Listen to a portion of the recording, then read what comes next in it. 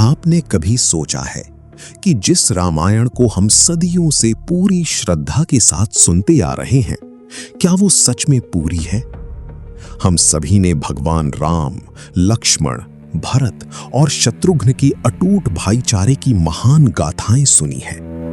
लेकिन क्या सच में राजा दशरथ की आंगन में केवल 4 ही संतानों की किलकारियां गूंजी थी? जिस सत्य को इतिहास के पन्नों में कहीं बहुत गहराई में छुपा दिया गया, वो आज भी एक मूक प्रश्न बनकर खड़ा है। क्या आप जानते हैं कि राम से पहले भी इस परिवार में कोई था, कोई ऐसा जिसके बिना शायद भगवान राम का जन्म ही नहीं होता? एक ऐसी राजकुमारी जो राम की बड़ी बहन थी। उनका नाम था शांता। ये नाम सुनते ही मन में एक अजीब सी बेचैनी उठती है। अगर राम की कोई बहन थी तो महर्षि वाल्मीकि की रामायण या तुलसीदास जी के रामचरितमानस की मुख्य कथाओं में उनका कोई विशेष उल्लेख क्यों नहीं मिलता?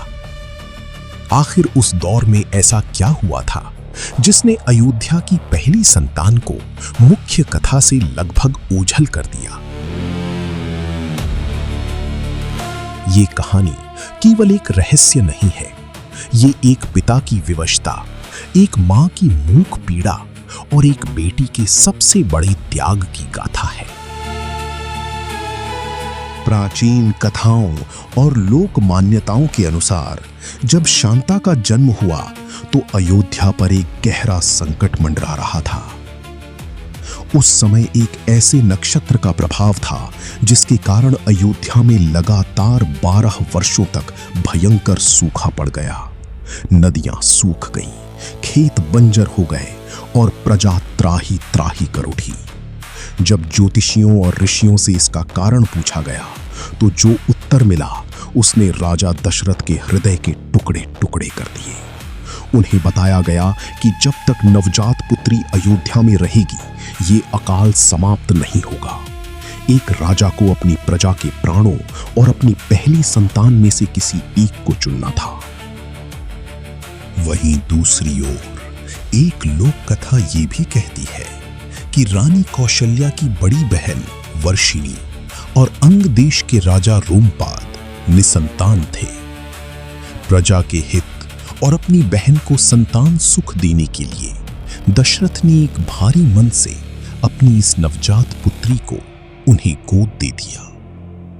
परिणाम केवल एक ही था, एक नन्ही बच्ची को हमेशा के लिए अपनी सगी माता पिता, अपने घर और अयोध्या की उस भूमि से दूर कर दिया गया जहां उसका अधिकार था। क्या आपको नहीं लगता कि ये नियति का एक बेहद कठोर निर्णय था? लेकिन शांता कोई साधारण कन्या नहीं थी। अंग देश की राजकुमारी बनने के बाद वो न केवल अपनी अलौकिक सुंदरता बल्कि अपनी अद्भुत बुद्धिमत्ता के लिए पूरे आर्यावर्त में प्रसिद्ध हुई। उन्होंने वेदों का गहन अध्ययन किया और वे कला, शिल्प तथा युद्ध विद्या में पूरी तरह निपुण थीं। दक्षिण की लोक कथाएं बताती हैं कि शांता का स्वभाव केवल मौन रहने का नहीं था, वे मुखर थीं, अपनी बात दृढ़ता से रखने वाली एक सशक्त और तेजस्विनी स्त्री थी। लेकिन नियति ने शांता के लिए एक और कठिन परीक्षा तय कर रखी थी। कुछ समय बाद अंग देश में भी एक भयंकर सूखा पड़ा। राजा रोमपाद को बताया गया कि इस विनाशकारी सूखे को केवल एक ही व्यक्ति रोक सकता है, एक ऐसा युवा ऋषि जिसने अपने जीवन में कभी किसी स्त्री का मुख तक न देखा हो और जो अखंड ब्रह्मचर्य में लीन हो। वे थे महर्षि विभांडक के पुत्र ऋषि श्रृंगी। ऋषि श्रृंगी घने जंगलों में अपने पिता के कठोर अनुशासन में पले बढ़े थे और बाहरी दुनिया से पूरी तरह अनजान थे। उनके भीतर इतना असीम तपोबल था कि उनके चरण जिस धरती पर पड़ते वहां मूसलाधार वर्षा होने लगती। लेकिन उस पूर्ण वैरागी को घने जंगल से अंग देश तक लाना साक्षात मृत्यु को आमंत्रण देने के समान था, क्योंकि महर्षि विभांडक का क्रोध भस्म कर देने वाला था। तब आगे आई राजकुमारी शांता। अपनी प्रजा के दुखों को दूर करने के लिए शांता स्वयं उस बीहड़ वन में गई। शांता के मधुर व्यवहार, बुद्धिमत्ता और अलौकिक तेज ने उस युवा तपस्वी के हृदय को पिघला दिया। वे शांता के साथ अंगदेश आने के लिए सहमत हो गए। जैसे ही ऋषि श्रृंगी के चरण अंगदेश की सूखी धरती पर पड़े, आसमान में काले बादल घिराए और मूसलाधार वर्षा होने लगी। कृतज्ञतावश राजा रोमपाद ने अपनी पुत्री शांता का विवाह ऋषि श्रृंगी से कर दिया। एक राजकुमारी जिसने राजमहलों के वैभव देखे थे, वो अब एक ऋषि की पत्नी बनकर वनों और आश्रमों के सादी जीवन को अपना चुकी थी। वर्षों बीत गए। अयोध्या में राजा दशरथ वृद्ध हो रहे थे और 3 रानियां होने के बावजूद उनका आंगन सूना था। पुत्र प्राप्ति की गहरी हताशा में उन्होंने पुत्र कामेष्टि यज्ञ करवाने का निर्णय लिया।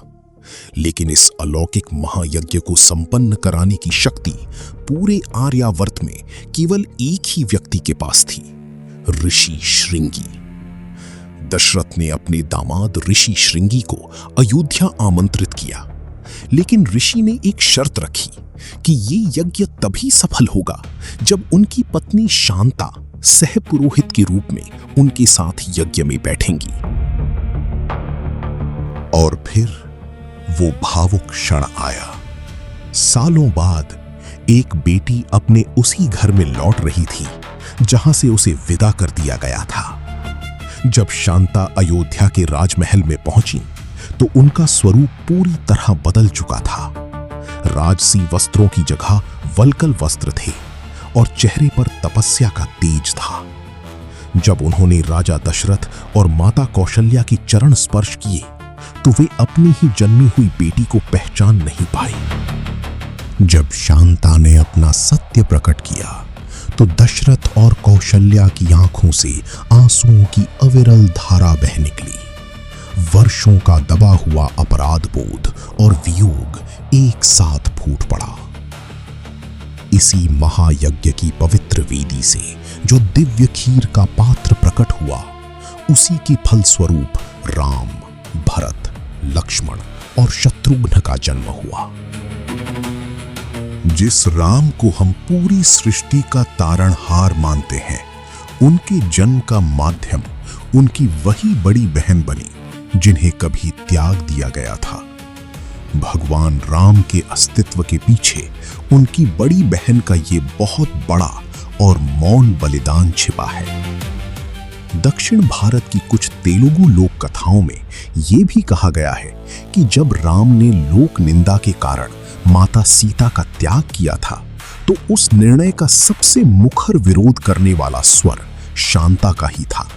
उन्होंने बड़ी बहन होने के नाते अपने भाई के इस निर्णय पर गहरा क्रोध व्यक्त किया था। आज भी हिमाचल प्रदेश के कुल्लू जिले के बंजार क्षेत्र में ऋषि श्रृंगी और देवी शांता का एक भव्य मंदिर मौजूद है, जहां वे आज भी एक साथ पूजे जाते हैं।